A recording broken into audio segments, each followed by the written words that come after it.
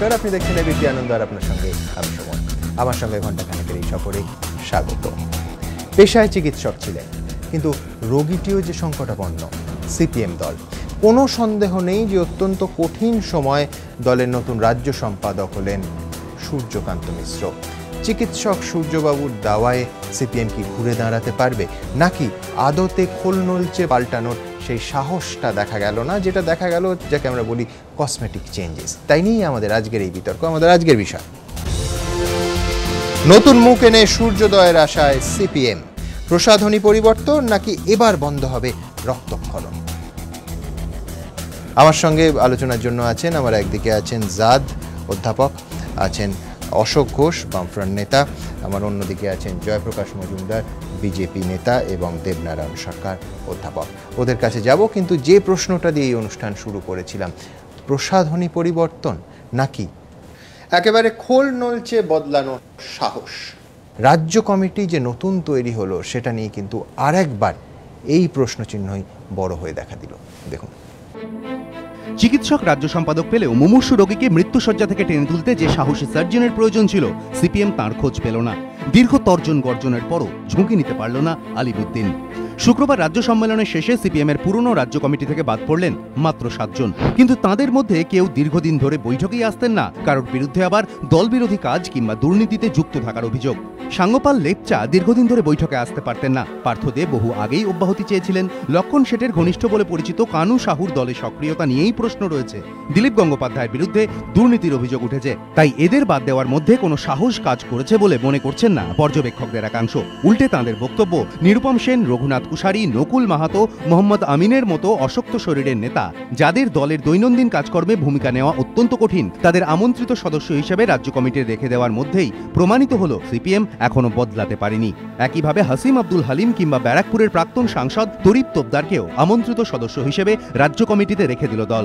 রাজ্য কমিটিতে যে নতুন কজন এলেন, তাদের মধ্যে বেশ কয়েকজন নতুন প্রজন্মের বলে মন্তব্য করে বিদায়ী সম্পাদক বিমান বসু বদলের আভাস দেওয়ার চেষ্টা করলেন ঠিকই, কিন্তু এই সামান্য বদলে কার্যত বসে যাওয়া সংগঠনে প্রাণ ফিরবে কিনা তা নিয়ে সন্দিহান রাজনৈতিক মহল।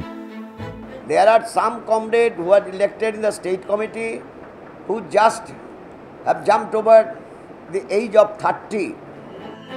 রূপা বাগচি, পলাশ দাস, সোমনাথ ভট্টাচার্য কিংবা গার্গী চট্টোপাধ্যায়ের মতো অপেক্ষাকৃত কম বয়সী কিছু নতুন মুখ অবশ্য রাজ্য কমিটিতে জায়গা পেয়েছেন। যদিও এর মধ্যেও কয়েকজনের অন্তর্ভুক্তির পেছনে দীর্ঘদিন ধরে সিপিএমে প্রচলিত জেলার কোটার রাজনীতি কাজ করেছে বলে মত রাজনৈতিক মহলের একাংশের। তবে এই নতুন টিম নিয়েই দিন বদলের স্বপ্ন দেখছেন দলের নতুন রাজ্য সম্পাদক সূর্যকান্ত মিশ্র। আমরা রাজ্যে শ্রেণী সংগ্রাম, গণসংগ্রাম গড়ে তুলে সমস্ত বামপন্থী, গণতান্ত্রিক ও ধর্মনিরপেক্ষ শক্তিগুলিকে ঐক্যবদ্ধ করে আমরা ভারসাম্যের পরিবর্তন ঘটাতে পারবো, এই বিশ্বাস নেই, আত্মবিশ্বাস নেই। আমরা এখন আমাদের যে আশু চ্যালেঞ্জ, তাকে মোকাবিলা করার ময়দানে থাকবো।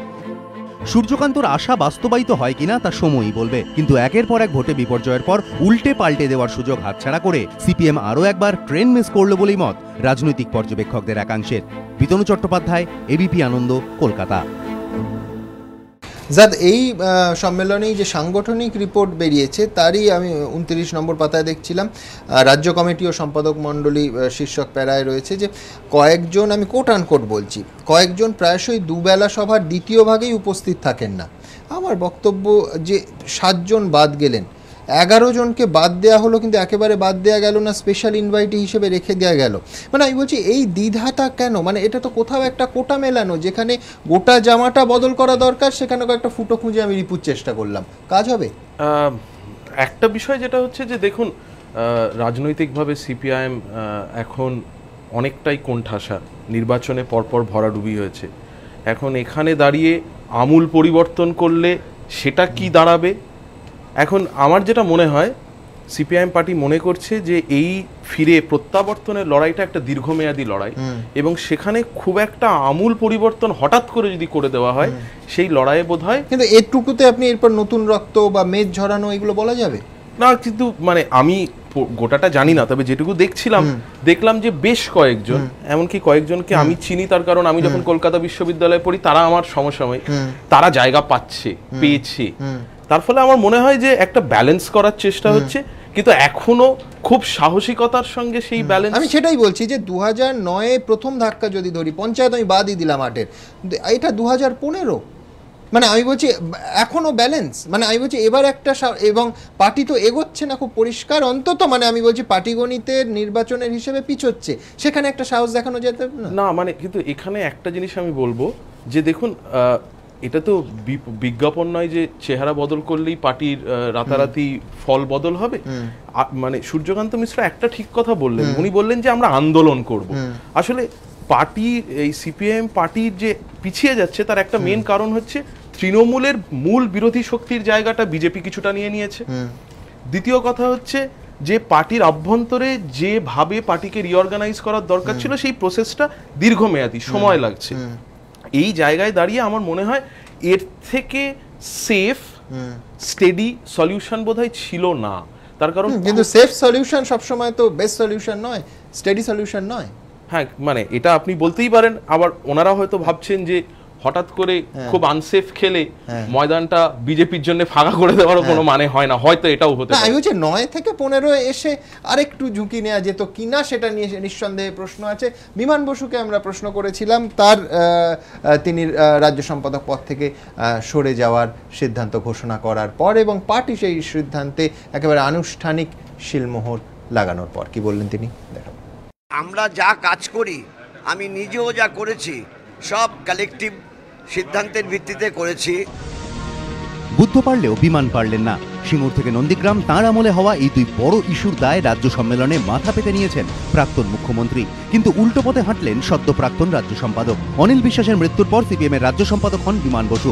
2006 বিধানসভা ভোটে সিপিএম অভূতপূর্ব সাফল্য পেলেও তারপর থেকেই একের পর এক নির্বাচনে বিপর্যয়। 2008 পঞ্চায়েত নির্বাচনে হার দিয়ে শুরু, এরপর 2009 লোকসভা ভোটে পরাজয়, 2011 34 বছরের রাজত্বের পতন, তারপরও ঘুরে দাঁড়ানোর পরিবর্তে আরও ব্যর্থতার অতলে তলিয়ে যাওয়া।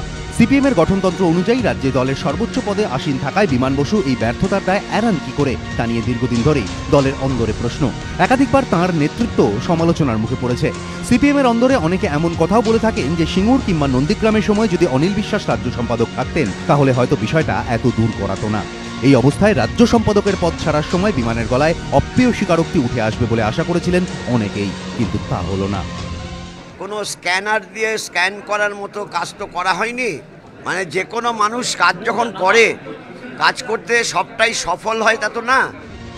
বিমান এখন প্রাক্তন, সূর্যকান্ত বর্তমান। প্রমোদ দাশগুপ্ত অনিল বিশ্বাসের চেয়ারে বসে সিপিএমকে কোন পথে নিয়ে যান তিনি, তার সময়ই বলবে। বিতনু চট্টোপাধ্যায়, এবিপি আনন্দ, কলকাতা। জবাকসবাবু, একটা জিনিস আপনি মানবেন, বিমানবাবু স্বীকারোক্তি না করতে পারেন, কিন্তু যেটা বিরোধী আজকের যারা শাসক তারা বলতেন যে সিপিএমে দেহত্যাগ আছে, পদত্যাগ নেই। প্রমোদ দাশগুপ্ত মারা যাওয়ার পরই সরোজ মুখার্জি হয়েছিলেন, শৈলেন দাশগুপ্ত মারা যাওয়ার পর অনিল বিশ্বাস হয়েছিলেন, অনিল বিশ্বাস মারা যাওয়ার পর বিমান বসু হলেন, কিন্তু দুজন, একজন প্রাক্তন নেই আর প্রয়াত জ্যোতি বসু এবং বিমান বসু, তারা কিন্তু সুস্থ শরীরে পদত্যাগ করে দেখিয়ে দিলেন যে পদে পদ আঁকড়ে পড়ে থাকলেন না। অবস্থার জন্য অবস্থাটা এতই খারাপ, বিমানবাবুর কথা বলছি। অবস্থা খারাপ, ভরা ব্রিগেড, যখন চতুর্দিকে বিজেপি হাওয়া উঠছে, ব্রিগেড ভরালেন। এখন দেখুন খারাপ, যে প্রধান তিনটে দল বিজেপি, তৃণমূল এবং সিপিএম ব্রিগেড করলে ব্রিগেড ভরবে 5 লক্ষ 6 লক্ষ লোক, ভোটের সংখ্যাতে হচ্ছে কয়েক কোটি। কথাটা তা নয়। আজকে যে সূর্যোদয় বলছেন, আমার একটাই প্রশ্ন, এই সূর্য সকালের না বিকেলের? সূর্যটা কখনকার? স্থিমিত সূর্য, অস্ত আর কিছুদিন পরেই অস্ত যাবে, না সত্যি সকালের সূর্য নতুন করে দিগন্তে উঠবে? এই প্রশ্নটা থেকে যাবে। প্রশ্নটা আপনি যেটা করেছেন এটা নতুন রূপে আশা করা যায় অপারেশন সূর্যোদয়ের সঙ্গে এর কোনো যাই হোক না, সম্পর্ক নেই, পুরনো রূপে নতুন ধ্যান ধারণা।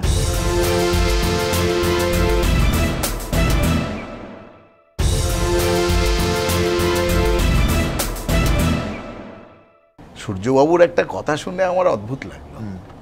শ্রেণী সংগ্রাম করে, গণ সংগ্রাম করে আমরা দলকে নিয়ে যাব এগিয়ে। এটা কবেকার কথা জানেন? 167 বছর আগেকার কথা। কার্ল মার্কস 167 বছর আগে যেটা বলেছেন, আজকে নতুন পদ নিয়ে। এবং আপনি জানবেন এদের এখানে এই না, না, আমরা না, না, কাগজে কিন্তু যেটা করছি- পরিবর্তনও আছে। আমার চোখে পড়েছে সূর্যবাবু প্রথম সাংবাদিক সম্মেলনে বলেছেন যে রাজ্য থেকে তৃণমূল কংগ্রেসকে সরাতে হবে, দেশ থেকে বিজেপিকে সরাতে হবে, হ্যাঁ। একবারও বলেননি যে পৃথিবী থেকে ওবামাকেও সরাতে হবে। না। মানে আমি বলছি আপনি জানেন সাম্রাজ্যবাদের চেনা এই স্লোগান দলটা কিন্তু অদ্ভুত দেননি। কি জানেন, কারা দেশ সাহেব- এবং রাজ্য থেকে আপনি যে। বলছেন হ্যাঁ। কি করে ওবামার সরানোর কথা বলবেন? ওবামা ক্ষমতায় আসার পর মিস্টার কারাত নিজে বলেছিলেন এখন আর আমেরিকার সঙ্গে বিজনেস করতে আমাদের অসুবিধে নেই। এসবগুলো ছাড়ুন, দ্বিচারিতায় ভরা এই দলটা, এরা মুখে বিপ্লব, আমরা জানি কেন মানুষ সরিয়ে দিয়েছিল, কারণ সমস্ত কমরেডরা তারা তখন হয়ে গিয়েছিল কর্পোরেট। এই জন্যে যেটা আছে আজকে এখানটা সরাতে পারছেন না কেন কাউকে? এই যে আপনি বললেন না, এই যে কয়েকজন তরুণকে নেওয়া হলো, বিশাল বড় তাদের কমিটি, সবাই আছেন 70 থেকে 90, 99, হয়তো 100 হবে, আপনাদের কিন্তু দলে আছে। না না, আমি তো আমাদের দলে ওই বলছিও না এইভাবে। এরা যেটা বলছে, যেটা বিমানবাবু বললেন, আমরা সমস্ত তরুণদের নিয়ে এসে তরুণদের জায়গা দিয়েছি। প্রশ্নটা হচ্ছে এই তরুণদের মগজ ধোলাই করবে এই বয়স্করা, না বয়স্করা মন বদলে তরুণদের পথ নেবে? ঠিক আছে, এটাই আমার প্রশ্ন। তরুণ রক্ত পার্টিকে নতুন রাস্তায় হাঁটাতে পারে কিনা। অশোকদা, আপনার কাছে যাবো আরেকটা পাশাপাশি, কিন্তু কোথাও একটা যেটা রেজিমেন্টেড পার্টিতে খুব একটা নজির নেই। আমি আপনাকে বলছি যে 175 জন পার্টি কংগ্রেসে যাবেন, তার ভেতরে যে মানস মুখার্জি হাত তুলে বললেন যেতে চান না। এর আগে আব্দুস সাত্তার তিনি চিঠি দিয়ে বলেছেন যে পার্টি কংগ্রেসে যেতে চান না। এটারও তো খুব বেশি নজির কমিউনিস্ট পার্টিতে নেই। কোথাও একটা অন্তর্দ্বন্দ্ব কি কাজ করছে? আমি অনেকগুলো বিষয় উঠেছে, আমি শুধু সূত্রাকারে পরপর বলে যাই যে কমিউনিস্টরা বা বামপন্থীরা বা মার্ক্সবাদী লেনিনবাদী রাজনীতি যারা করেন, তারা সত্যের মুখোমুখি দাঁড়ান, সত্যি কথা বলতে কুণ্ঠা বোধ করেন না, নিজেদের ভুল ত্রুটিগুলো প্রকাশ্যে স্বীকার করেন। আমি শুধু এটা বলবো যে বুদ্ধবাবু যা বলেছেন, যেভাবে বলেছেন, এটা তারা পার্টি রেকর্ডে লিপিবদ্ধ করুন। এগুলো শুধু বক্তৃতায় বললে এ নিয়ে কিছু আলাপ আলোচনা হতে পারে, কিন্তু পার্টি রেকর্ডে লিপিবদ্ধ করলে সেগুলো আগামী দিনে একটা গাইডলাইন হিসেবেও থাকতে পারে। পার্টি ভুল স্বীকার করলেও সেটা রেকর্ডে লিপিবদ্ধ করতে হয়। অশোকদা, অত্যন্ত গুরুত্বপূর্ণ পয়েন্ট। এবং সিঙ্গুর, নন্দীগ্রাম, শিক্ষায় অনিলায়ন, বুদ্ধবাবু অনেকগুলো কথা বলেছেন, ইংরেজি তুলে নেওয়ার কথা তুলে দেওয়ার কথা বলছেন। 9টা মানুষের প্রাণ গেল, নেতায়ের হত্যাকাণ্ড। বুদ্ধবাবু সমালোচনা করলেন, তারপরে বললেন যে কথাটা বলা ঠিক হয়নি। নেতাইটা কেন আমি আবার বলছি, স্বীকারোক্তিতে রাখা গেল? আমি আবার বলছি এই কারণেই যে আমরা যে সার্বিকভাবে ধরে নিই যে বুদ্ধবাবু এটাকেও, অর্থাৎ এই যে মৃত্যুগুলো ঘটেছে, এই মৃত্যুগুলো সম্পর্কে বুদ্ধবাবু একটা সার্বিক মতামত দিয়েছেন যে এগুলো তার আমলে শাসন ব্যবস্থা এগুলো ভুল হয়েছিল বা প্রশাসনের যে ভূমিকা দরকার। আমি তো মনে করি নেতাই আসা দরকার ছিল। আমি মনে করি, আমি আবার বলছি শুনুন, আমি মনে করি যে নেতার ব্যাপারটা উল্লেখ করলে ভালো হতো, কিন্তু আমি পরের কথাটা আসছি, সেটা গুরুত্বপূর্ণ। বামপন্থীরা, কমিউনিস্ট পার্টি বা বামপন্থী দল, মার্ক্সবাদী দলের গড়ে ওঠার একটা কাঠামো আছে। এর দলে নেতৃত্ব কোনো মেশিনে তৈরি হয় না। এই দলে, মার্ক্সবাদী দলে বা বামপন্থীদের সদস্যপদ অনলাইনে হয় না। 50,000 টাকা চাঁদা দিলে পার্টি সক্রিয় সদস্যপদ পাওয়া যায় না। এখানে কমিউনিস্ট, বামপন্থীরা, মার্ক্সবাদীরা কোনো মেশিনে তৈরি হয় না। গণ আন্দোলনের মধ্যে দিয়ে এই দল গড়ে ওঠে, এই মানুষ, এই নেতৃত্ব গড়ে ওঠে। যারা বলছেন নেতৃত্ব বদল করা, তারা একেবারে খুব মানে অপ্রাসঙ্গিক কিছু বলছেন, আমি তা বলছি না, কিন্তু বিষয়টা তো সহজ নয়। কমিউনিস্ট বা বামপন্থীদের নেতৃত্ব অভিজ্ঞতার মধ্যে দিয়ে গড়ে ওঠে। অভিজ্ঞতাবিহীন নেতৃত্ব, এটা আপের কেজরিওয়ালও নয়, অথবা অভিষেক বন্দ্যোপাধ্যায়, আমি নামটা করলাম, নামটা অনেক আলোচিত হয়েছে বলেই তার নয়, অথবা খুব ঘন ঘন বিজেপিতে যেসব মুখ দেখা যাচ্ছে সেই উত্থানও নয়।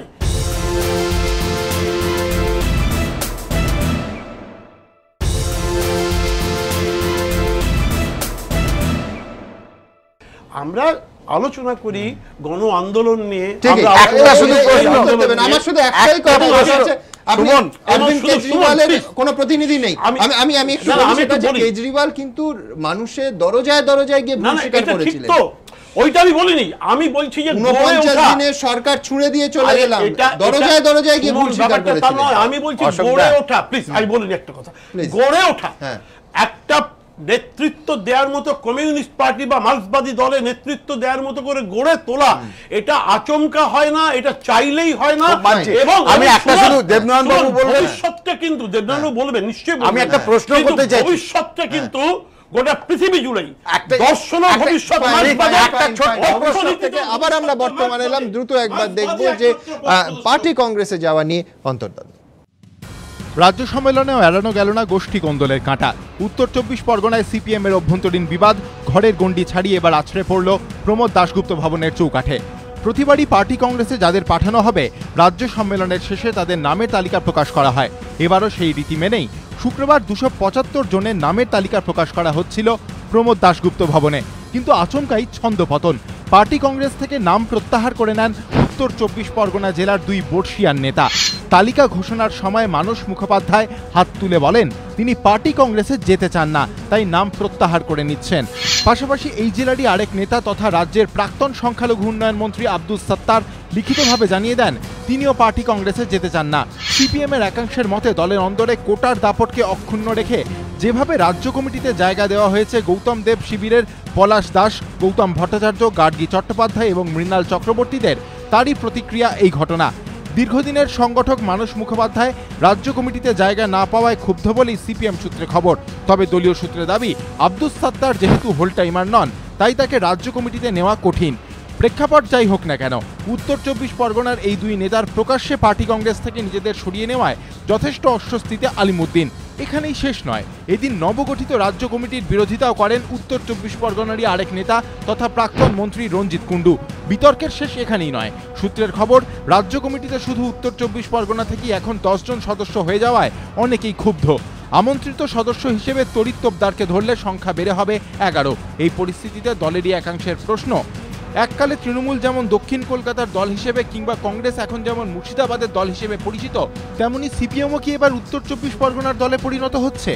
একটা সময় সিপিএমে বর্ধমান লবি অত্যন্ত জোরালো ছিল, হরেকৃষ্ণ কোঙার থেকে বিনয় চৌধুরী। এখন কি সিপিএম এর শক্তির ভরকেন্দ্র উত্তর 24 পরগনায় সরছে? গুঞ্জন দলের অন্দরেই। বিতনু চট্টোপাধ্যায়, এবিপি আনন্দ, কলকাতা। দেবনারায়ণ বাবু, পরিষ্কার আমার প্রশ্ন, সেটা হচ্ছে আপনি নিশ্চয়ই মানবেন যে এখনো সিপিএম পার্টিতে পশ্চিম মেদিনীপুরের 1 নম্বর নেতা হচ্ছেন সুশান্ত ঘোষ। এই রাজ্য কমিটিতে জায়গা পেলেন না। এর আগে আপনার স্মরণ থাকবে আগেরবার লক্ষণ শেঠ, অমিতাভ নন্দী ভাবমূর্তি নিয়ে প্রশ্ন ছিল, জায়গা পাননি। আমি বলছি আপনাদের দলে এখান থেকে আমি ধরে নিচ্ছি যে সিপিএম দল এখন বিরোধী পক্ষ, তারা ক্ষয়িষ্ণু শক্তি, কিন্তু কোথাও একটা কিছু শেখারও তো রয়েছে। মানে মদন মিত্র অভিযুক্ত, জেলের মধ্যে বসে কামারহাটির তালিকাটা যাতে স্বচ্ছ আর সব ভাবমূর্তির নেতারা যাবেন সেটা বেছে দিচ্ছেন, এই ছবিটা তো এখনো আমি আপনি কথা বলছি তিনি রাজ্যের মন্ত্রী আছেন। সুমন, বুঝলাম না, বেচে দিচ্ছে না বেছে দিচ্ছে, মানে মদন মিত্র বেছে দিচ্ছেন যে এই তালিকাটা যাতে স্বচ্ছ এবং সৎ ভাবমূর্তির লোকেরা প্রার্থী হয়। আমি একটু ভুল শুনি যাই ভাবনা, বেছে দিচ্ছে। অশোক বাবু, এবার আমি একটু বলি, নিশ্চয়ই। 34 বছরে 3টে জিনিস দেখেছি। একটা হচ্ছে অচলায়তন মন্ত্রিসভা নেতৃত্ব এবং কোটা পদ্ধতি, 2 পলিসি প্যারালাইসিস, আর 3 হবে party based distribution of government fund. তার মানে সরকারি অর্থ সুবিধাবতী সিংহভাগী পার্টি। এই 3টে, প্রথমটা বলি অচলায়তন মন্ত্রিসভা, এই তৃতীয়টা যেভাবে তার মানে কি অচলায়তন মন্ত্রিসভা কি, যে একবার মন্ত্রিসভায় এসছে সে প্রায় আর যায়নি, সে একেবারে প্রায় শেষ পর্যন্ত টেনে গেছে, মানে রিটার্ন বেস না। এখন মমতা ব্যানার্জি যেটা করছে, বৃদ্ধতন্ত্র বলছেন একেবারে। মমতা ব্যানার্জি, তুমি যদি কাজ না করো তুমি চলে যাও, পরিষ্কার 3-4 বছরের মধ্যে তাকে পরিবর্তিত করতে হচ্ছে। আর তুমি যদি জেলে থাকো তাহলে না, জেলে কেন, রিটার্ন বললাম, এটা আপনি বলতে পারেন, আপনার বলার তথ্য বলছো না, কিন্তু কাজ, আমার প্রশ্ন না, পশ্চিমবঙ্গে যে কাজ করছো না, প্রতি বছরে 3-4 বার তার রিভিউ করা হচ্ছে, কে কাজ করতে পারছো, যে করছো তার প্রশংসা পাচ্ছ, না পাচ্ছ তাকে চেঞ্জ করা হচ্ছে। এই জিনিসটা দেখিনি 34 বছর। অশোক বাবু, 34 বছরে দেখিনি যারা নেতৃত্ব, যেটা সুমন বাবু বলছে, নেতৃত্বকে পরিবর্তন করবে না, ওই মনে না গেলে পরিবর্তন করে না।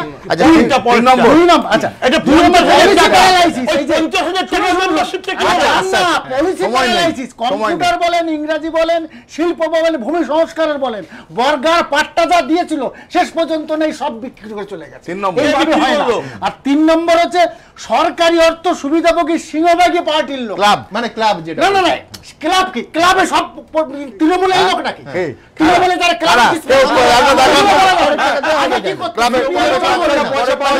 সিপিএম ক্লাবকে না, টাকা না, দেবেন না, না? এটা হচ্ছে না কিন্তু। বিজেপিকেও দেবেন CPM না? কেও দেবেন কেন? ক্লাব কেন? এই পশ্চিমবঙ্গে যে টাকাগুলো বিনিয়োগ, মানে আমি যদি ধরি লাস্ট মানে বামফ্রন্ট 2010-11-তে 11,800 কোটি টাকা খরচ করেছিল। এই যে কোথায় ব্যাপারটা, কোথায় আরে পরিকল্পনা বাজেট 11,800 কোটি টাকা, হ্যাঁ। আর এইবার ক্লাবের ভাতা ছিল, ক্লাবের ভাতা।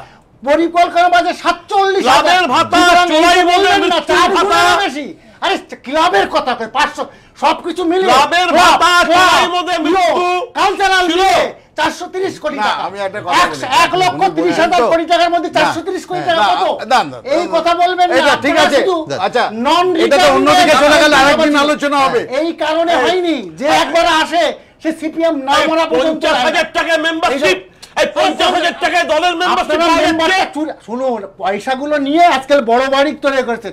তৃণমূল অল্প দিনে আসছে, তৈরি দেবনাথ করতে বাবু, পারছে না। দেবনাথ তাকে বাবু, যদি একটা প্রশ্ন। সৎপথে আসে, আপনার তাহলে কথাতে আসে, তাতে একটাতে অসুবিধা একটা হবে না। প্রশ্ন। ওনারা তো নেতা পাচ্ছেন না, নেতা না, তৈরি না, করতে হবে ওরা বলে। তৈরি করে আপনারা নেবে। নিশ্চয়ই আজকে নেতা বাইরে হচ্ছেন, থেকে সব- আপনারা 50,000 না, না, না, না, হচ্ছেন। 50 না, কেউ যদি দেয় না, কেউ যদি দেয় মানে আর্থিক 50,000 দিনের অসুবিধা- পার্টির মেম্বারশিপ কেন কেউ যদি দেয়? দেবেন না? আর্থিক অসুবিধার জন্য তাকে হতেই পারে। আচ্ছা। আজকে তার মতো নতুন এই রাজনীতি ছবি হবে। বিক্রির টাকা কি হলো? আছে বলে আমি আজকে একটা বলবো। কথা- ছবি বিক্রি আরে আর শুনুন। বই বিক্রির টাকা কি হলো? আরে বাবা, আপনি আসুন না, তৃণমূলকে শেষ করে দিতে পারবেন? পারবেন না। শেষ না, আমি তা বলছি- নয়, ভাবছেন কি তৃণমূল চলে যাক, পার্টি চলে আমি যাক, বলিনি। ইলেকশন করতে পারবে না, আমি কোনো বলছি, পয়সা থাকবে না। আমি বলছি, এটা বাবা ছবি হয় না। বিক্রির টাকায় দল বাবু, চলবে হয় না। না। ছবি আপনারা বিক্রি। ভাবছেন যে শেষ করে দেবেন, আচ্ছা, এটা ঠিক হয় আছে। না। আরে ছবি বিক্রি, এটা তো বই বিক্রি কি হলো? বই যাই বিক্রির বিক্রি টাকা, হোক। সেটা কি হলো? আরে ছবি বিক্রি প্রমাণ করুন তো। না, এবার প্রবীণ। একটা জিজ্ঞেস করি। এ প্রমাণ আপনার করছে, জিজ্ঞেস ছবি করি। বিক্রি ছাড়ুন প্রমাণ না। করুন কি? যত আপনারা এটা তৃণমূলের অ্যাকাউন্টে আছে। আপনি যতই বলবেন ততই তৃণমূলের আচ্ছা, ভোট ঠিক পাবেন। আছে। তৃণমূলের অ্যাকাউন্টে আছে ছবি বিক্রি, আমি বলছি না। দেবনাথ বাবু, আচ্ছা, ভোটের সঙ্গে দুর্নীতিটাকে কি করে রাখছেন? আপনি বললে তো ভোট হবে আর না। দুর্নীতি কি এক? ভোট আর দুর্নীতি এক। দুর্নীতি কি করে প্রমাণ ভোটে করবেন? জিতলে দুর্নীতি না না, থাকবে না। দুর্নীতি প্রমাণ করুন। আচ্ছা। You prove it. এবার আসছি। আপনি আচ্ছা, যদি নিজে আচ্ছা, মনে আচ্ছা, করেন আচ্ছা, সিবিআই দিয়ে কাজ না, না, করবেন, ঠিক আছে, করছে আপনি তো। প্রমাণ কিছু করছে করতে তো, আমরা কিছু যাদের বলছি না। ধরছেন তাদের বেরিয়ে ঠিক যাচ্ছে। আছে। যাদের ধরছেন না, বেরিয়ে বেরোচ্ছে যাচ্ছে। না, সবগুলো অভিযুক্ত। না, না, অভিযুক্ত। অভিযোগ। মদক। আচ্ছা, অভিযোগ অভিযুক্ত। হয়েছে কি? আচ্ছা, এক মিনিট শুনুন। সারদা কাকে ওটা থাক না, বলছিল? সারদার কথা তোমাকে ছাড়ুন না। বলি, চাও। অনেকবার বলেছি। 15 আচ্ছা, বছর, শুনুন, শোনো। সারদা যদি- সারদা, না, না, সারদা যদি হয়ে সারদার থাকে, 1 থেকে 8 দু কোটি নম্বর- টাকা। 2 নম্বর হচ্ছে ক্লাবগুলোকে টাকা দেওয়া হচ্ছে কি, হ্যাঁ কি না? আপনি নিশ্চয় হচ্ছে। বস্তু নিরপেক্ষভাবে আলোচনা করুন। নিশ্চয় বলো তুমি। এই আলোচনা করে তো লাভ নেই। না, না, আপনি ক্লাবের টাকাটা কি হবে? আমি আপনাকে একটা যত- কথা একটা বলি। ক্লাব, যত টাকা পর্যন্ত আমি পুরো- পশ্চিমবঙ্গে ক্লাব আপনি কেন টাকা পাবে? কেন পাবে না? কেন কেন পাবে পাবে? না? বেড়েছে। আমি পশ্চিমবঙ্গের ধার বেড়ে গেছে। কেন পাবে? পশ্চিমবঙ্গ দেনার তো এই যে বেড়ে আমি গেছে। বলার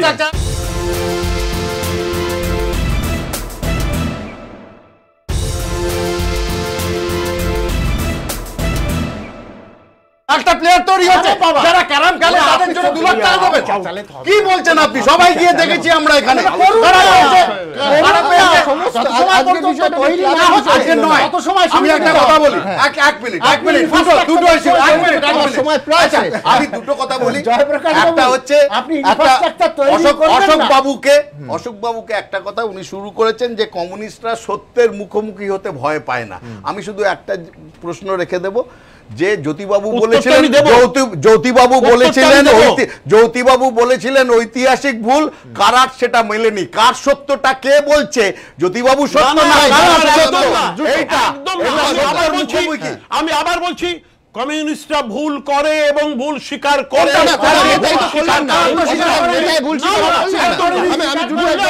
নেতাইতে ভুল স্বীকার বুদ্ধবাবু একবার করেও তারপরে বললেন বলাটা ভুল হয়েছিল। দেখুন,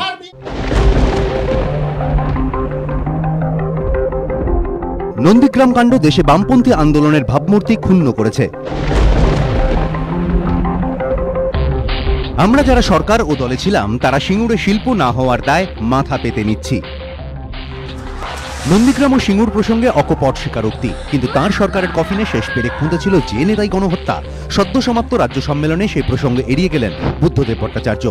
34 বছরের বাম সরকারের কাজকর্মের ওপর জবাবি বক্তৃতায় একবারের জন্যও নেতাই উঠে এলো না তাঁর মুখে। কিন্তু এই বুদ্ধদেব ভট্টাচার্যই পশ্চিম মেদিনীপুরে দাঁড়িয়ে নেতাই নিয়ে ভুল স্বীকার করেছিলেন। নেতাইয়ের মতো ঘটনা ঘটে গেছিল, অন্যায় আমাদের ছেলেরা ভুল করেছিল, নেতাইতে ভীষণ ভুল। এরপরই রাজ্য সম্পাদক মণ্ডলীর বৈঠকে কড়া সমালোচনার মুখে পড়েন বুদ্ধদেব ভট্টাচার্য। চাপের মুখে পড়ে স্বীকার করে নেন নেতাই নিয়ে মন্তব্য করা তাঁর ঠিক হয়নি।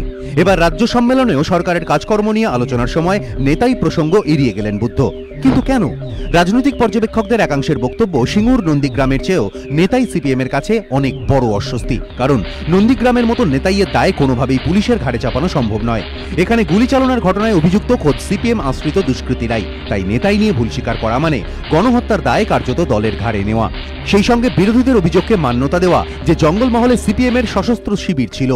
এই ছিটে বুদ্ধদেব ভট্টাচার্যের গায়েও লাগবে, কারণ সেই সময় তৎকালীন কেন্দ্রীয় স্বরাষ্ট্রমন্ত্রী পি চিদম্বরম বাম সরকারকে একের পর এক চিঠি লিখে জঙ্গলমহলে হারমাত ক্যাম্পের অভিযোগ করেছিলেন, আর পাল্টা চিঠিতে অভিযোগ খারিজ করেছিলেন বুদ্ধদেব ভট্টাচার্য।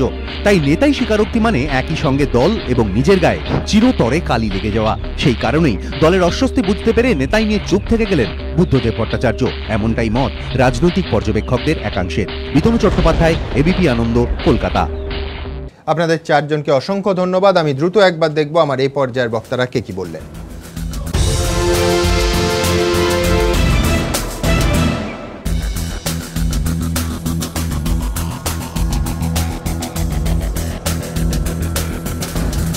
ছোট্ট একটা বিরতির পর আমরা স্মরণ করব একজন সাহসিনীকে, সুজেট জোর্ডান।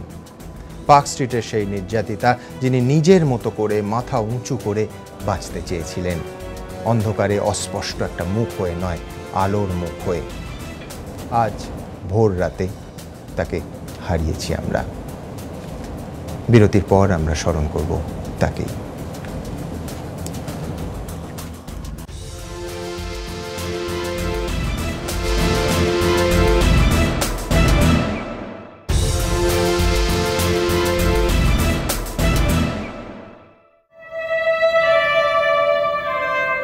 I was raped, but I can still walk, I can talk, I can eat, you know.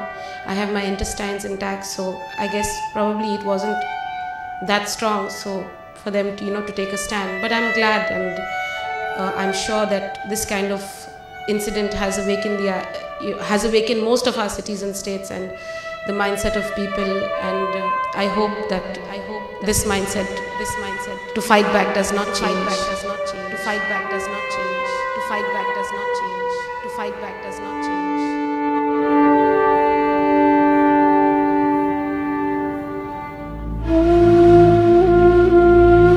তোমাকে সেই সকাল থেকে তোমার মতো মনে পড়ছে, সন্ধে হলে মনে পড়ছে, রাতের বেলা মনে পড়ছে, মনে পড়ছে তোমার সেই প্রতিবাদের কথা।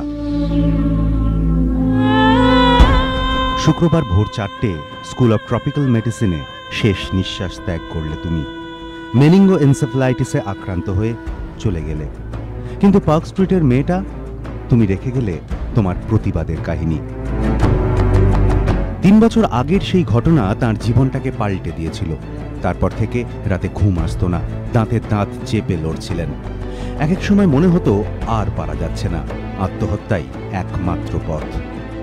মাঝখানে it again sort of slackened and I started to lose hope. অনেক সময়তে আমি খুব সুইসাইডাল হয়ে গেছিলাম, which my family had to endure and you know comfort me, and আমার ফ্যামিলি আমার অনেক সাপোর্ট। জীবন যতই যন্ত্রণার হোক, জীবনের হাত ছাড়তে পারেননি, প্রতিবাদ করতে ভয় পাননি। আত্মহত্যার ভাবনা মাথায় এলেই চোখের সামনে ভেসে উঠত বাচ্চা মেয়ে দুটির কথা। ওদের মা ছাড়া আর কেই বা আছে?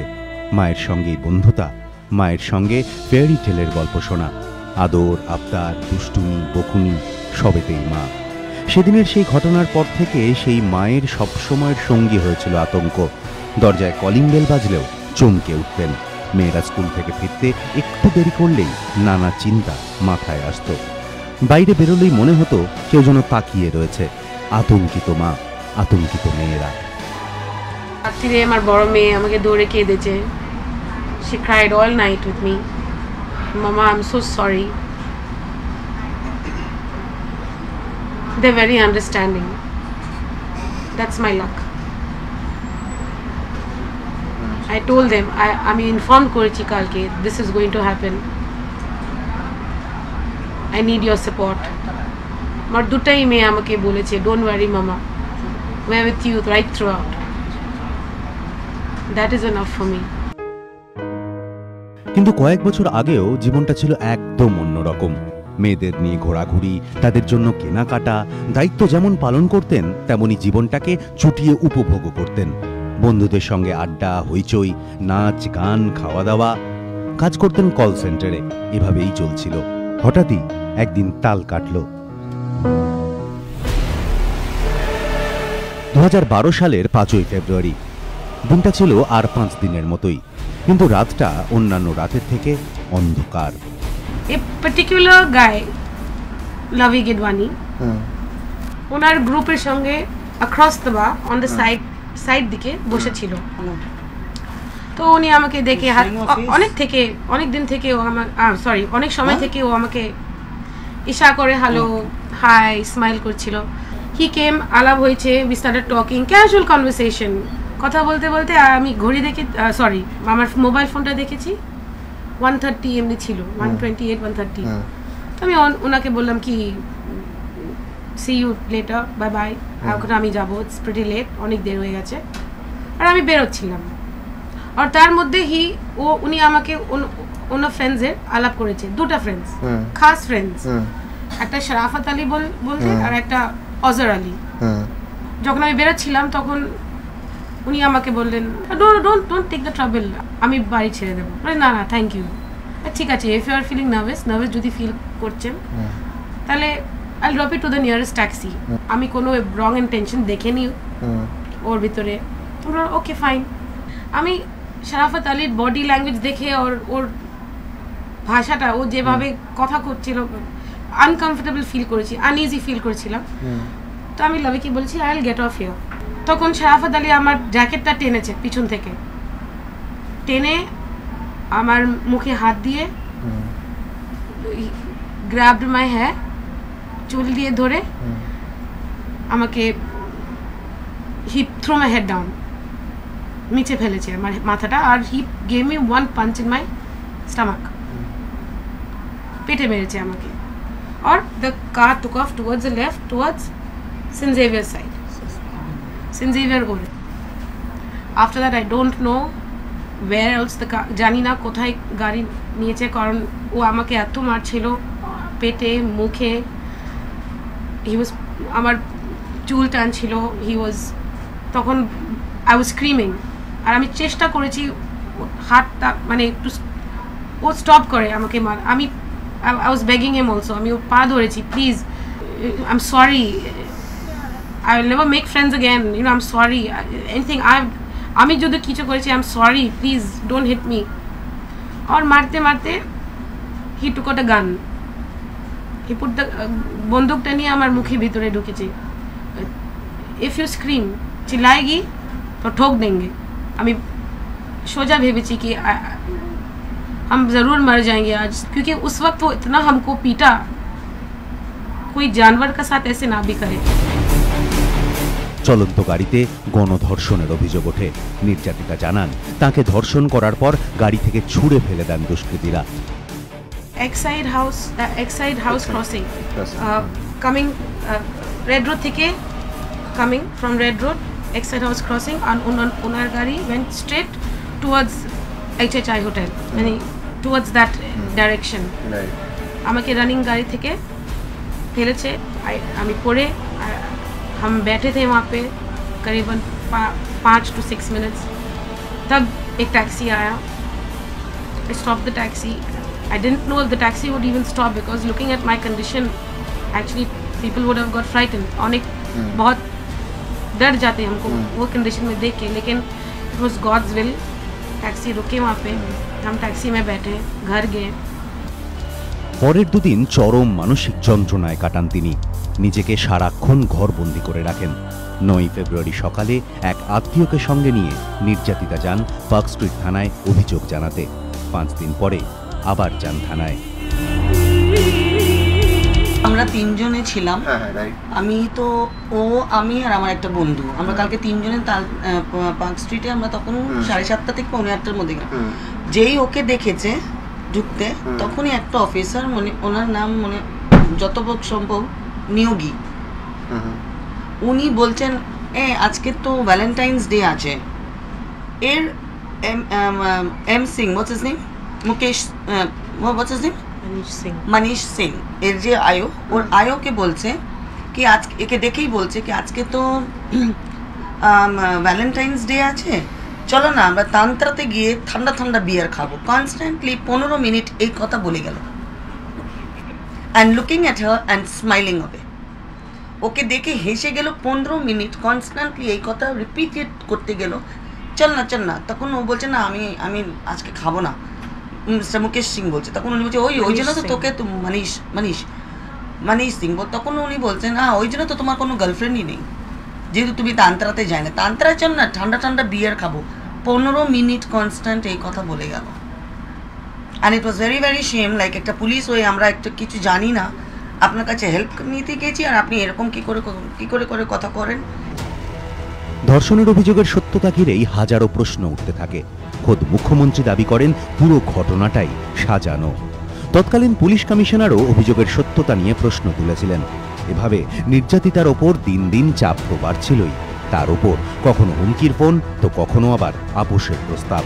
কিন্তু তিনি অনড় থেকেছেন, হাজারো চাপের মুখেও সাহস হারাননি। শেষমেশ ধর্ষণ যে হয়েছিল সে কথা জানান তৎকালীন গোয়েন্দা প্রধান। একটা ক্রাইম রিপোর্টেড হয়েছে, আমাদের মনে হচ্ছে কিছু একটা নিশ্চয়ই ঘটেছে যখন এরকম একটা গুরুতর অভিযোগ এসছে। আমরা অনেক রিকনস্ট্রাকশনের চেষ্টা করেছি, এখন উইথ দ্য অ্যাকিউজ পারসন আমরা যখন সবাইকে আরো পেতে পারবো তখন আমরা এটা আরো ক্লিয়ারলি। যারা ধরা পড়েছে তারা কি স্বীকার করছে তাদের একজন সঙ্গী রেপ করেছিল? গাঢ় অন্ধকারের মধ্যে যেন একটু আলো ফুটেছিল, ভরসা পেয়েছিলেন। এক সাহসীর গলায় উঠে এসেছিল আরেক সাহসীর প্রশংসা। Mrs. Damayanti Sen, thank you very much. You have been a tigress and a champ, and I will always be indebted to you all my life for believing in me as a woman. শরীরের কষ্টকে ছাপিয়ে গিয়েছিল মানসিক যন্ত্রণা। সেদিনের সেই ঘটনার পর থেকে বারবার তাঁর নিজের দিকে নজর ফেলেছে সন্দেহের চোখ। এমনকি দিল্লি গণধর্ষণ কাণ্ডের প্রতিবাদে যারা পথে নেমেছিলেন তাদের কেউ কেউ পার্ক স্ট্রিট কাণ্ডে খুঁজেছিলেন প্রেক্ষিত।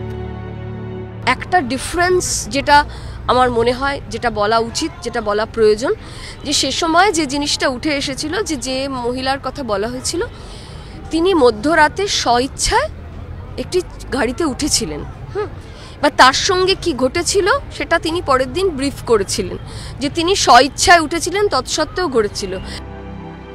ধর্ষণ কাণ্ড নিয়ে এমন মন্তব্যের সমালোচনায় সরব হয় বিভিন্ন মহল। রাজনীতির নোংরামোটা এমন জায়গায় চলে গেছে যে অর্পিতার মতো একটি সেন্সিটিভ মেয়ে, যে ঘরে বাইরের মতো নাটক করে বা যে পশু খামার করে, সে বলছে যে ওই ঘটনা দুটো আলাদা। মানে এরা এটাকে একটা প্রেস্টিজ ইস্যু হিসেবে, পলিটিক্যাল প্রেস্টিজ ইস্যু হিসেবে দেখছে, সেইখানে আমার একটা আপত্তি আছে। তিনি অত্যন্ত দায়িত্বজ্ঞানহীনের মতন একটি মন্তব্য করেছেন এবং সেটারও সুর একই, ধর্ষণের কোনো ব্যাখ্যা হয় না। ধর্ষণের ঘটনার পর চাকরিটাও চলে গেছিল, পায়ের তলা থেকে যেন মাটি সরে গেল। বাড়িতে দুটি ছোট মেয়ে, তাদের স্কুল পড়াশোনার খরচ কোথা থেকে আসবে? বৃদ্ধ মায়ের চিকিৎসার খরচই বা কিভাবে দেবেন? ফ্ল্যাটের ভাড়াই বা দেবেন কোথা থেকে? চাকরি চলে যাওয়ার পরে পরিস্থিতি দিন দিন যেন আরো খারাপ হচ্ছিল। বাড়ি ভাড়া দিতে পারছিলেন না, বাড়িওয়ালা উঠে যাওয়ার জন্য চাপ দিচ্ছিলেন। একদিন রাতে দুই মেয়ে ও মাকে নিয়ে রাস্তায় বেরিয়ে পড়তে হয়েছিল। নতুন যে কোনো ফ্ল্যাট ভাড়া নেবেন তাও জুটছিল না। ধর্ষণ কাণ্ডে নির্যাতিতাকে কেউ চাকরিও দিচ্ছিলেন না, ঘর ভাড়াও দিচ্ছিলেন না। You can't imagine another human being would think that you deserve it. তো এইভাবে আমার খুবই ডিফিকাল্ট সিচুয়েশনস গুলো I had to go through. আমি চাকরি পেলাম না, আমার ঘর খুঁজতে গেলে আমার খুব অসুবিধা, কারণ কেউ আমার ঘর দিচ্ছিল না। ধর্ষণের ঘটনার পর থেকে আর জীবনটা স্বাভাবিক খাতে বয়নি। ঘটনার অনেকদিন পরেও তাকে অনেকেই ব্রাত্য করে রেখেছিল। দুঃখ করে ফেসবুকে তিনি লিখেছিলেন, জীবনে আরেকটি অপমানজনক মুহূর্ত। একটি রেস্তোরাঁয় আমাকে ঢুকতে দেওয়া হলো না। ম্যানেজার আমাকে বললেন যেহেতু আমি পার্ক স্ট্রিট ধর্ষণ কাণ্ডে নির্যাতিতা, তাই তিনি আমাকে ভেতরে ঢুকতে দিতে পারবেন না। বারবার এই কথাই বলে যাচ্ছিলেন তিনি। নির্লজ্জের মতো তিনি এই হুমকিও দেন যে আমি চাইলে তার নামে অভিযোগ করতে পারি। কিন্তু তিনি হাল ছাড়তে রাজি ছিলেন না। নিয়ম করে যেতেন গির্জায়, আর যেতেন তালতলায় ঠাকুমার কাছে। তিনি শহরের এক নামী ইংরেজি মাধ্যম স্কুলের একসময় প্রিন্সিপাল ছিলেন। তিনি লড়াই চালিয়ে যেতে প্রেরণা দিতেন। নিয়মিত আদালতে গিয়েছেন, আইনজীবীদের সঙ্গে পরামর্শ করেছেন, অভিযুক্তদের আইনজীবীর সওয়ালের মুখোমুখি হয়েছেন, জবাব দিয়েছেন, সাক্ষ্য দিয়েছেন, সুবিচারের দাবিতে শেষ পর্যন্ত লড়েছেন। কিন্তু শেষ পর্যন্ত আর দেখে যেতে পারলেন না। এখনো মূল অভিযুক্ত অধরা।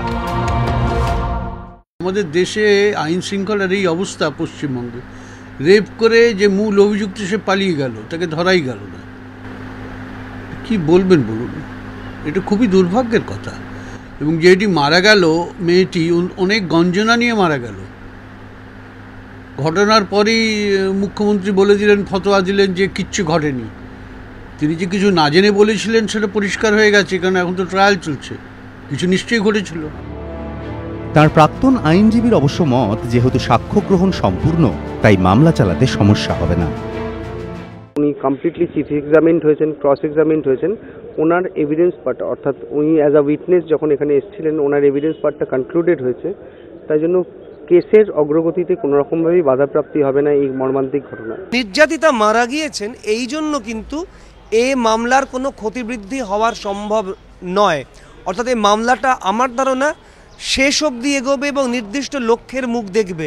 কিছু কিছু টেকনিক্যাল অসুবিধা হতে পারে, আইওকে দিয়ে বা মেডিকেল যিনি এক্সামিনার ছিলেন, যে ডাক্তার ছিলেন, তাকে দিয়ে ওই টেকনিক্যালিটিগুলোকে ঠিক করে নেওয়া যাবে, কিন্তু মামলাতে কিন্তু কোনো ক্ষতি হবে না। পার্ক স্ট্রিট ধর্ষণকাণ্ডের বিচার প্রক্রিয়া চলছে নগর দায়রা আদালতে। নির্যাতিতা সহ 53 জনের সাক্ষ্য গ্রহণ হয়ে গিয়েছে। এখন তদন্তকারী অফিসারদের সাক্ষ্য গ্রহণ প্রক্রিয়া চলছে। 3 অভিযুক্তকে গ্রেফতার করা হলেও এখনো অধরা মূল অভিযুক্ত কাদের খান সহ 2 জন। কবে শাস্তি পাবে দোষীরা? এইসব প্রশ্নের উত্তর মেলার আগেই নির্যাতিতা শুক্রবার সকালে শেষ নিঃশ্বাস ত্যাগ করলেন। কয়েকদিন আগে 7ই মার্চ হঠাৎই অসুস্থ হয়ে পড়েছিলেন। ভর্তি করা হয় টালিগঞ্জের একটি বেসরকারি হাসপাতালে। অবস্থার অবনতি হওয়ায় সেখান থেকে নিয়ে যাওয়া হয় আরেকটি বেসরকারি হাসপাতালে। কিন্তু খরচের কথা ভেবে নিয়ে যাওয়া হয় কলকাতা মেডিকেল কলেজে। বৃহস্পতিবার রাতে অবস্থার অবনতি হলে ভর্তি করা হয় স্কুল অফ ট্রপিক্যাল মেডিসিনে। শুক্রবার সেখানেই ভোর 4টে নাগাদ মৃত্যু হয় পার্ক স্ট্রিট কাণ্ডে নির্যাতিতার। না, মানুষটি কিন্তু খুব মিশুকে এবং তার সাহসিকতার পরিচয় তো আমরা দূরদর্শনের পর্দায় দেখেছি। ঘটনার পর তার অবগুণ্ঠনগত মুখ আমরা দেখেছি, কিন্তু যখন কামদুনির ঘটনা ঘটল এবং তখন তার মা যখন খুব কান্নাকাটি করছে, তখন কিন্তু তিনি সেখানে গেছিলেন, উপস্থিত হয়েছিলেন, সাহস জুগিয়েছিলেন, সহানুভূতি জুগিয়েছিলেন। পার্ক স্ট্রিট কাণ্ডের নির্যাতিতার মৃত্যুতে শোক প্রকাশ করেছেন অভিনেতা আমির খান। তার সত্যমেব জয়তে অনুষ্ঠানে অতিথি হিসেবে উপস্থিত ছিলেন নির্যাতিতা। পার্ক স্ট্রিট কাণ্ডের নির্যাতিতার মৃত্যুতে টুইটারে আমির খান লিখেছেন, আমি মর্মাহত। খুব সামান্য সময়ের সাক্ষাতে ওনার আত্মবিশ্বাস দেখে আমি অভিভূত হয়ে গিয়েছিলাম। তার আত্মসম্মান বোধ এবং প্রতিকূলতার বিরুদ্ধে রুখে দাঁড়ানো সাহস আমাকে অবাক করেছিল। তার হৃদয়ের ভালোবাসা আমাকে অনুপ্রাণিত করেছিল। এই ছোট্ট জীবনে তিনি আমাদের অনেক কিছু দিয়েছেন। আমি গর্বিত যে ওনার সঙ্গে আমার পরিচয় হয়েছিল। যে যে ভাগ্যবান তার কাছ থেকে সম্মান ও ভালোবাসা পেয়েছিলেন, তারা তাকে মিস করবেন। তার পরিবারের প্রতি আমার সমবেদনা রইল। তিনি সর্বদা আমাদের হৃদয়ে থাকবেন। কয়েক মাস কাজ করেছিলেন একটি বেসরকারি স্বেচ্ছাসেবী সংস্থায়। তখন ছুটে গিয়েছিলেন কামদুনিতে। সেখানেও যে গণধর্ষণের অভিযোগ। ও খুব আমাদের ডোমেস্টিক ভায়োলেন্সে বা অন্যান্য যারা রেপ ভিকটিমস আসতো, নানা রকমভাবে ও হিলিং প্রসেসটা ভালোই আমি শিখিয়েছিলাম। তারপরে আমরা কামদুনিতে আমি ওকে নিয়ে গেছি, আমরা দুজনে উই ট্রাভেল টু কামদুনি। প্রতিবাদী চলে গেলেন, কিন্তু তার প্রতিবাদ রয়ে গেল। নিজে সবসময় চাইতেন অন্যদের পাশে দাঁড়াতে। জানতেন এদেশে অনেককেই ধর্ষিতা হয়েও মুখ বন্ধ করে সারা জীবন যন্ত্রণায় কাটাতে হয়, কিন্তু তিনি নিজে তা করেননি। চেয়েছিলেন অন্যেরাও সাহসী হয়ে এগিয়ে আসুক, অভিযোগ জানাক, বিচারের দাবিতে সরব হোক। তাই বিভিন্ন কনফারেন্সে গিয়ে জীবনের কথা শোনাতেন। It's unfortunate that society had to see a girl actually brutalized the way the Delhi rape was brutalized, you know, to finally take a stand. In my case, I was raped, but I can still walk, I can talk, I can eat, you know. I have my intestines intact, so I guess probably it wasn't that strong, so for them to, you know, to take a stand. But I'm glad, and I'm sure that this kind of incident has awakened most of our cities and states and the mindset of people, and I hope that this mindset to fight back does not change. তার আফসোস ছিল যে তার সঙ্গে ঘটে যাওয়া ওই নির্মম ঘটনা জাগাতে পারেনি এই শহরকে। হয়তো সে বেঁচে গিয়েছিল বলে। এত প্রতিবাদ, এত লড়াই, কারণ মেয়েটা জীবন ভালোবাসত। জীবনে তাকে বহু যন্ত্রণা পেতে হয়েছে, কিন্তু সে হাল ছাড়েনি। হয়তো বুঝেছিল শেষটা সুখের নাও হতে পারে, তাই ফেসবুকে লিখেছিল, Maybe it's not about the happy ending. Maybe it's about the story. মেয়েটা বিশ্বাস করত শেষটাই সব নয়। মেয়েটা বিশ্বাস করত শেষটাই সব নয়। জীবন জুড়ে গল্পটাই আসল জীবন, আর তার জীবন জুড়ে ছিল প্রতিবাদ, লড়াই এবং সাহস। সেই সাহস যার জোরে সে চেয়েছিল তার মুখ সংবাদ মাধ্যমে দেখানো হোক, প্রকাশ্যে আনা হোক তার পরিচয়। বলেছিলেন, I am Suzette Jordan. Why should I hide my identity when it was not even my fault? Why should I be ashamed of something that I did not give rise to? এমন একটা সাহসী জীবনের হঠাৎ ইতি, এমন প্রতিবাদীর মৃত্যুতে অনেকেরই চোখে জল।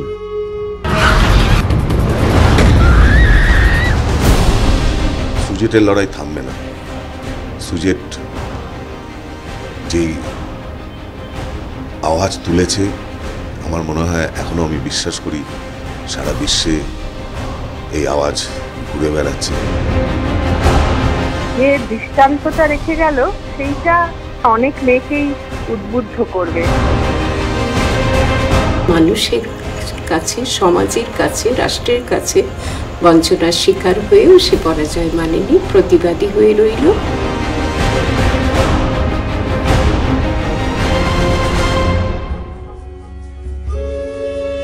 পার্ক স্ট্রিট হয়তো মনে মনে বলছে, এসে দাঁড়াও, ভেসে দাঁড়াও এবং ভালোবেসে দাঁড়াও।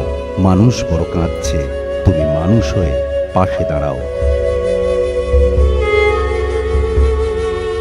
আজকের ঘণ্টাখানেকের সফর এখানেই শেষ করব। আবার আপনাদের সঙ্গে দেখা হবে আগামী পর্বে। ভালো থাকবেন সবাই। শুভরাত্রি।